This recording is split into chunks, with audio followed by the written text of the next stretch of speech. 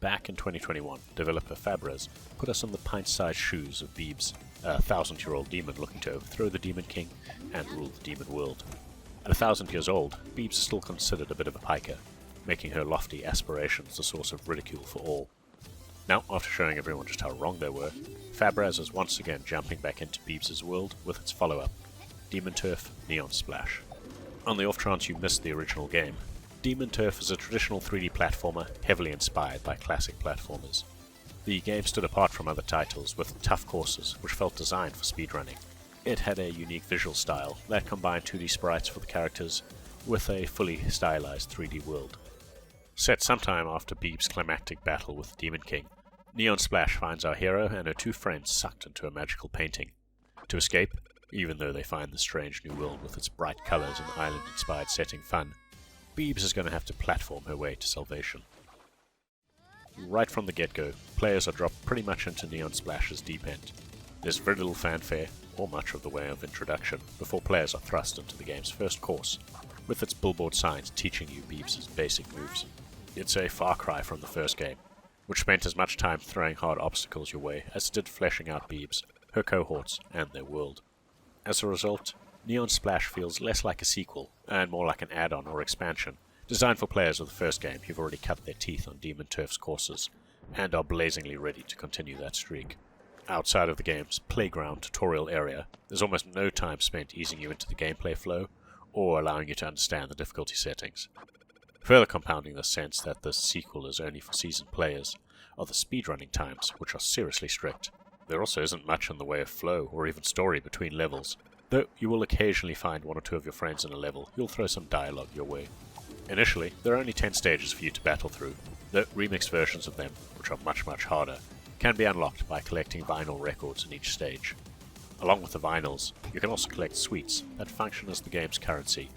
Though Beebs starts off in Neo Splash with all her moves intact, you'll be able to buy modification to these moves from the game's shop. The courses, and presumably that's what you're here for, are fantastic, and Fabres doesn't disappoint in designing areas that will really challenge your skills. Learning to effectively chain Beebs' moves together is paramount to making it through the levels, especially if you're aiming to earn those absurd speedrunning times. Thankfully, the developers have kicked the first game's combat system to the floor for the sequel, turning it into a pure platform experience, and Neon Splash suffers not at all for it. The checkpoint system has also received a slight overhaul. As in the prior game, you get to plant a flag wherever you please for instant respawns on death, or if you just want to simply teleport back. However, in Neon Splash, you have infinite flags to plant, unlike the paltry 2 or 3 from the first game. It was an interesting risk-reward system in the first game, as you had to choose where you wanted to place a flag. But this time around, it feels more like a user-controlled checkpoint system. And, as with the first game, I usually forgot to place the flags I had. That said, Neon Splash also retained some of the issues I had from the first game, particularly during traversal, and most notably on the camera side of things, which sometimes make judging jumps extremely difficult, especially when it swings into an obscure angle. That, or when it's blocking your view during a succession of precision jumps. Even with your blob shadow, it's at times difficult to judge the distance between objects, and whether they're above you or in front of you as you move into the distance. It's something that gets incredibly frustrating. Visually, Neon Splash looks much better than the first game, at least on the Switch's compact handheld screen. There's an RGB splitter filter in play when you first load up the game, which gives the visuals the look of those old 3D images and comic books that you'd need a pair of 3D glasses for. Personally, I thought it just made the game look blurrier than it needed to, and I switched it off in the options. Beyond that, the visuals are nice and clean, and for the most part, sport a brighter visual aesthetic than the first game. A nice little touch is that when Beebs moves around, she leaves a little trail of paint behind her.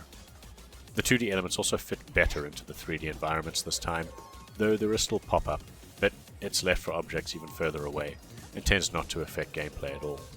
When it comes to the soundtrack, the game sports a pulse-pounding musical tune that's meant to hype you up and promote twitchier gameplay. However, after the first 4 levels, I turned the music volume down so I could just concentrate. Demon's Turf Neon Splash, like its predecessor, is an intriguing modern platformer built upon the foundations of classic games, but with a focus on speedrunning. Also, like its predecessor, it is both fun and frustrating in equal measure. But having said that, the developers' changes, especially the removal of combat, have been for the better. If you're a fan of the first game, then picking this up is a no-brainer, as it's more of what you probably loved about the first one. If you're new to the franchise, I'd recommend starting with the first game. If you're just looking for pure platforming hijinks, you won't go wrong starting off with either. All things considered, Demon Turf Neon Splash is a fun and challenging game, with a purity of focus when it comes to platforming.